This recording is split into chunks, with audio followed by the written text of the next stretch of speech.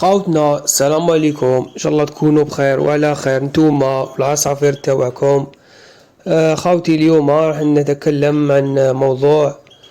الكثير كما نقول يتساءل ويحتار كيف ينتج الحسون، وعن طريقة إنتاج الحسون. كما على بالنا خاوتي الحسون ليس هنالك طريقة واحدة لإنتاجه، ما كاش اللي يجي يقول لك هذه هي الطريقة وبس، وهذا ما كان.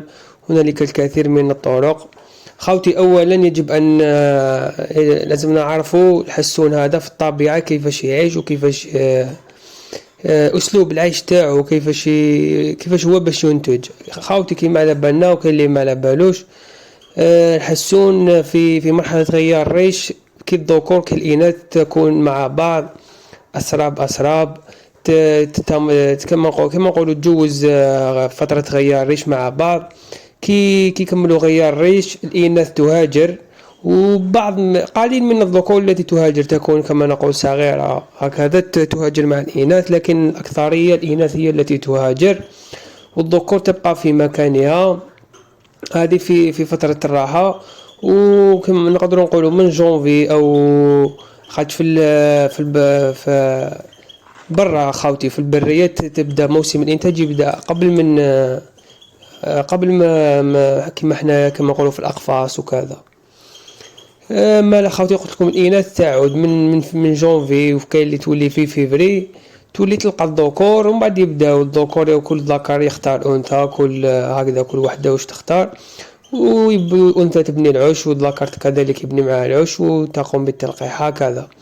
هذه هي الطريقة الطبيعية خاوتي. أما احنا كثير من المربين يستعملون هذه الطريقة، لكن هذه الطريقة يجب كما نقول هي عندما يكون لديك عدة إناث، نقول 3 أو 4 إناث و4 ذكور، يمكنك أن تقوم بهذه الطريقة كما نقولوا تخرج عليك هكا خاوتي. ما كنت عندك كاش 3 إناث و3 ذكور، ولا 4 إناث و3 ذكور، تحطهم مع بعض يغيروا. ليس من الواجب في قفص واحد كبير، المهم داخل غرفة واحدة قريبين من بعض، يغيروا الريش مع بعض.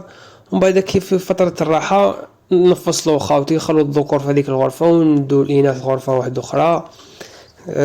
ومن بعد كي تخلص فترة غيار الريش يبدا التجهيز، ولا تكون جهزتهم ولا يكونوا جهزوك تقدر ترجعهم تكون جهز فيهم، لكن من الأفضل أنك تجهزهم بعد على الذكور.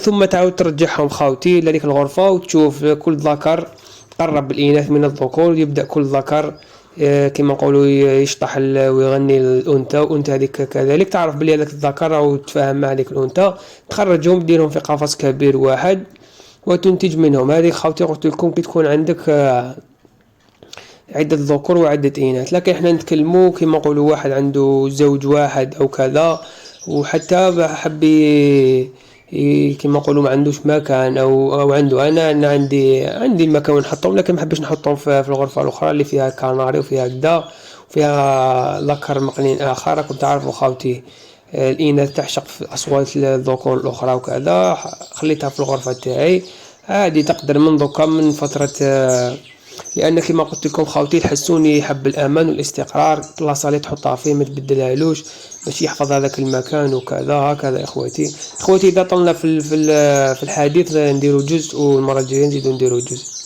هكذا خاوتي. المهم كما قلت لكم تقدر في الغرفه تاعك من فتره الراحه تعودها تحطها في الغرفه، تحط الانثى والذكر في الغرفه تاعك، وما يعتادوا عليه وقتاش تدخل وقتاش تخرج، ويعتادوا عليك. وكما قلت لكم في الانتاج الانثى هي الصح خاوتي، مش الذكر بزاف يلخروا على الذكر يركزوا على الذكر، لكن الانثى هي الصح، لازم تحطها في مكان توالف هي الاستقرار وكذا، وخاصه النظافه خاوتي باش ما يمرضولكش، باش كي يلحق وقت الانتاج التجهيز ما يمرضولكش ويترو كما نقولوا يتاخروا في الجهوزيه تاعهم هكذا خاوتي. هذيك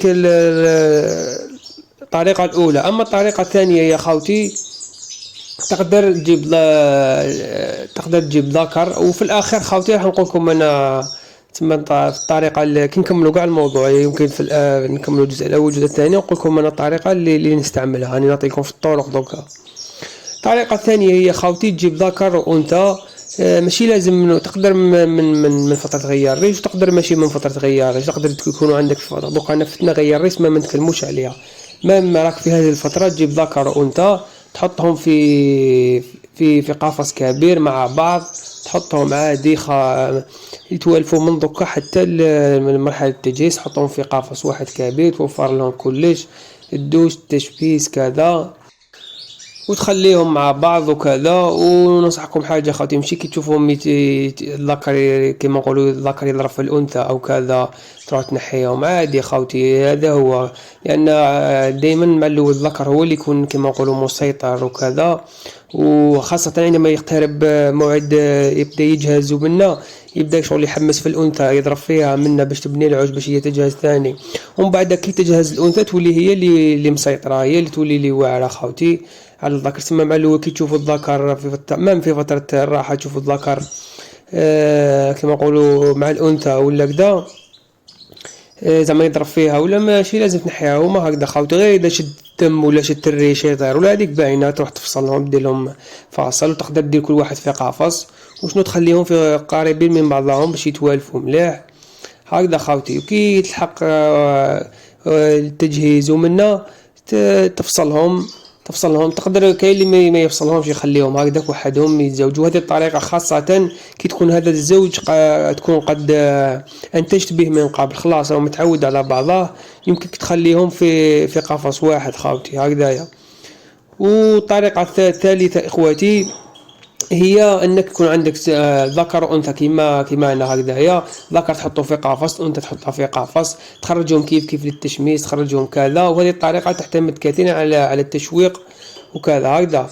انت دوك تحطهم هكذايا، تخرج الذكر، كي تخرج الذكر تخرج الانثى، تشمسهم كيف الذكر راك تسمع فيه، تسمع في كيما نقولوا في التغريد تاعو منايا. كي يلحق وقت التجهيز كما قلنا عمليه التشويق، تفصل لهم. ما كان لا تديه هو للغرفه وهي الغرفه، تخليهم في نفس الغرفه، وشنو ما تخليش يشوفها كما نقولوا الحاجز الغير المرئي، تسمعوا ويسمعها. هذا بخاطر الذكر يزيد من التغريد تاعو، راح يجهز لك الانثى. كما على بالنا دائما الانثى هي اللي تكون تتاخر في التجهيز في الجهوزيه.